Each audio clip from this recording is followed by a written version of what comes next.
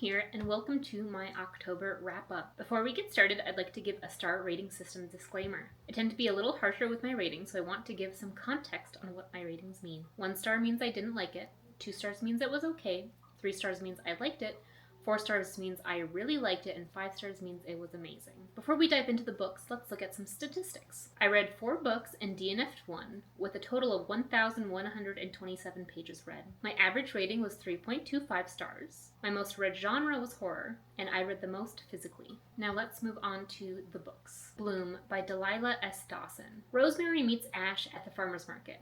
Ash, precise, pretty, and practically perfect, sells bars of soap in delicate pastel colors, sprinkle spackled cupcakes stacked on scalloped stands, beeswax candles, jelly jars of honey, and glossy green plants. Ro has never felt this way about another woman. With Ash, she wants to be her and have her in equal measure. But as her obsession with Ash consumes her, she may find she's not the one doing the devouring. I went into this not knowing anything, and I was instantly hooked. This was such an interesting exploration of obsession, infatuation, and loneliness.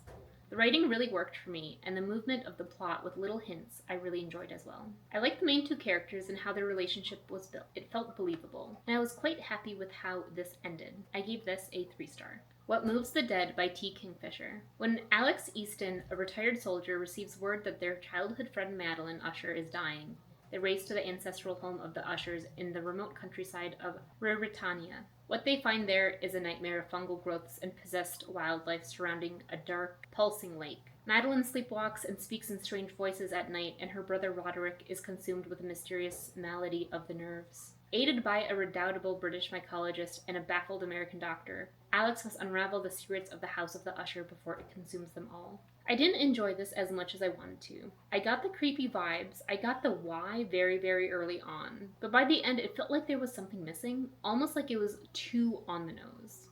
I gave this a 2 star.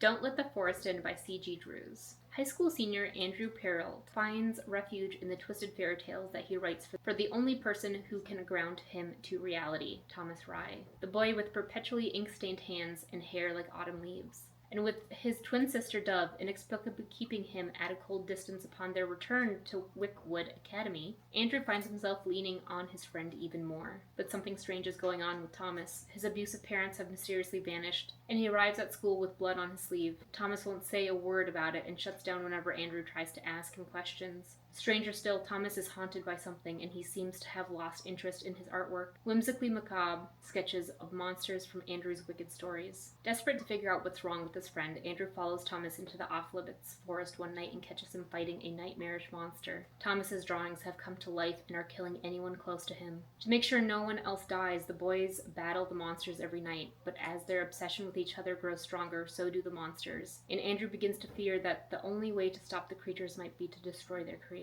I can't explain how entranced I was by this book. I didn't want to put it down, and when I did, I couldn't stop thinking about it. Everything about this, the premise, the characters, the writing, and how the plot transformed was so well done. Once I finished, I just stared off into the distance, thinking about what I read. This has officially moved over to my favorite shelf. I gave this a 5 star. Spread Me by Sarah Gailey. Kinsey has the perfect job as the team lead in a remote research outpost. She loves the solitude in the way the desert keeps her far away from the temptations teeming out in the civilian world. When her crew discovers a mysterious specimen buried deep in the sand, Kinsey breaks quarantine and brings it into the hab, but the longer it's inside, the more her carefully controlled life begins to unravel. Temptation has found her after all, and it can't be ignored any longer. One by one, Kinsey's team realizes the thing they're studying is in search of a new host, and one of them is the perfect candidate. I picked this up because of Books and Lala. It was pitched as erotic horror. I had just read Thrum by Meg Sutherland and loved it, so this seemed right up my alley. I did enjoy this, but I felt like I could have enjoyed it much more. I'm not sure if it was just me confusing erotic with smutty, but I had different expectations going into this, even though erotic horror is the best descriptor for this book. A wild ride for sure, loved the buildup of tension in this story, and even the ending really worked for me.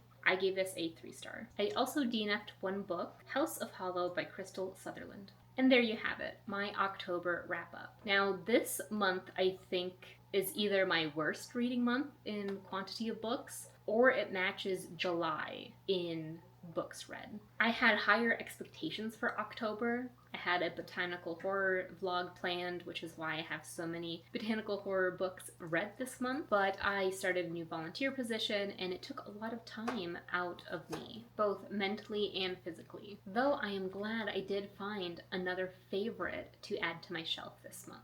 So it wasn't all bad. Please tell me your favorite book of October. Do you like to read with the seasons and read spooky books during October? Or do you start your fall reading and just kind of do the cozy books? Please let me know in the comments. And as always, this is Quinn, signing off.